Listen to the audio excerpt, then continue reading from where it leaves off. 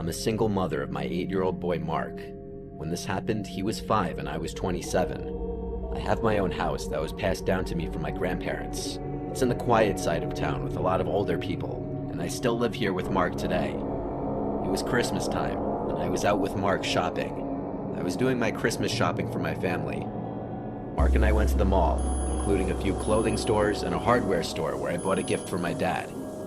After all the shopping was done, I took Mark to McDonald's to get him some burgers and ice cream. Afterwards, we left the mall through the south exit, and here we bumped into a mall Santa standing outside.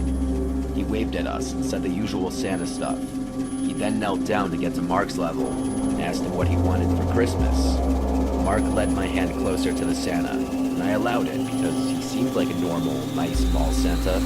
Mark said he wanted a Nintendo Switch, which ironically was what I was planning on buying him for Christmas. The Santa laughed and said, "If you're good, maybe you'll get it," while looking up at me and winking. I smiled, and then he stood up and started complimenting me, saying to Mark, "Your mother's a looker, Mark, you know that?" Mark laughed, even though he didn't know what that meant. He still smiled. Then we had a couple minutes worth of seemingly friendly adult conversation about the holiday mayhem and such. The guy said he worked for the mall. I regrettably mentioned the stress of being a single mom during Christmas is unfathomable, and then I made a joke about needing Santa's help. Then the Santa made what I thought was an innocent joke, saying, "Mark, have you ever heard the song, 'I Saw Mommy Kissing Santa Claus'?" And Mark shook his head yes. Then he leaned in towards me with his cheek, implying he wanted me to kiss his cheek. I was going to give him an innocent little peck on the fake beard, but as I leaned in, he turned his head and tried doing that old trick where he kisses you on the lips instead. I moved my face away in time. The way he did it was so creepy and aggressive, too. He looked at me and started doing the Santa kind of laugh, but there was nothing jolly about it. I said, "Come on, Mark," and we started walking away. He yelled "Merry Christmas," and that was the last thing I heard him say. As we drove away past the back exit of the mall, I noticed he wasn't there in front of the entrance anymore. I wish I took that into consideration as to what may have happened next. We got home, and after bringing everything inside, I locked the door, and Mark and I started to watch a Christmas movie. Our wholesome time together was then interrupted. My doorbell rang. I wasn't expecting anyone, and it was late for any kind of door-to-door people. I told Mark to keep watching as I went to go answer the door. I said, "Who is it?" through the door, and a man's voice on the other side said, "It's Santa." My heart dropped. I said, "If you're the mall Santa, please go away, or I'm calling the cops." He replied, "You dropped something out of your bag, miss. I'm just looking to return it." I replied, "What did I drop?" He replied, "I don't know, miss. I'm not looking to be nosy, but if you open the door, I can hand it to you." I repeated myself that I wanted him to leave now. I then decided to call the mall management office of the mall to report this, but the man on the phone said they don't officially hire any mall Santas at this mall, and that whoever's dressing as Santa is doing it on their own accord. With that bit of information, I felt incredibly unsafe. I went back to be with Mark, but my mind was elsewhere now.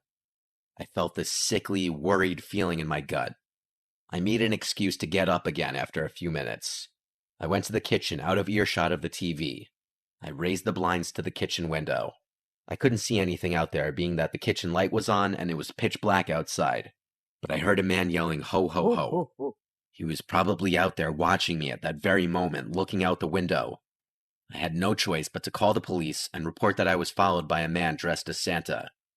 I told Mark to keep watching the movie, and I spoke to the police outside. They took a report and were on their way. The police having come made me feel just a little better. A few nights later, though, my doorbell rang again, around the same time, if not a little later. Mark was already asleep tonight. I was in the living room watching a show.